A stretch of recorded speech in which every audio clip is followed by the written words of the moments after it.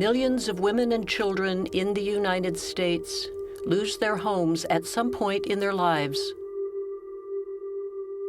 We do not see them on the streets of our cities or towns.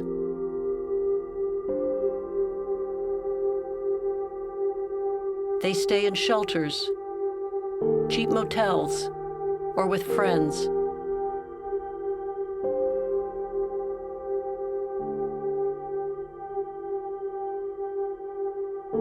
These women fear life on the street, and they fear losing custody of their children.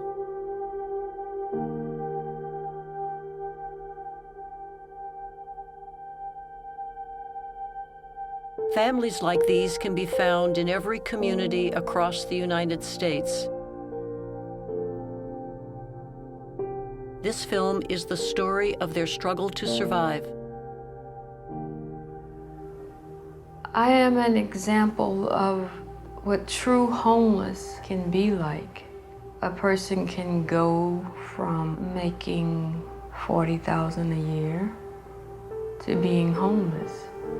It was just terrible. Like, there was no safety, and I was always scared, and it's like no words can describe. Like, it's okay, you can survive being in a shelter, but when you've been in shelters all like for 10 years, it's just not fun.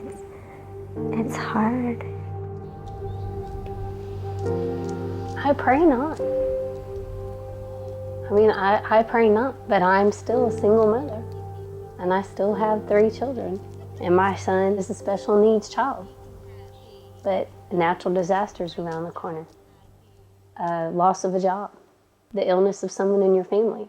If you think you're beyond it, then you're fooling yourself. Anybody can be there. So I don't ever want to be homeless again, to answer your question, but to say that I will never be there again, I will do my best not to be.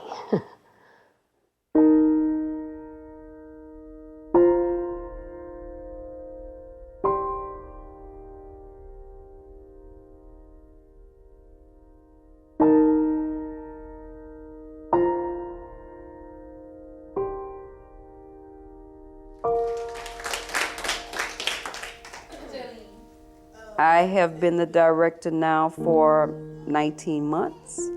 None of the women that's here today chose to be homeless. Things just kind of happened to where they ended up in this shelter. But I thank God for this shelter, because 11 years ago, I would have lost my children had it not been for the New Life Center. And after you've been homeless, you will do whatever you can, whatever's in your power, to keep from being homeless again, to do what's best for your children. Things just happen in our lives sometimes that bring us down. The beginning of our homelessness is a series of events that led to that being the final option. Single mother, 2 children. My daughter was really sick, and so I couldn't keep a job because I had to leave work or I had to miss work when she was sick. Child support was irregular at best. I got evicted because I couldn't keep up with the rent. I had enough money to go to another place, and that one lasted for 2 or 3 months until I couldn't work because she got sick, or Scott quit paying his child support, lost a job. So I worked, and we stayed in extended stay motels for a while. When we couldn't afford to stay there, we had to find a hotel whose rates were lower.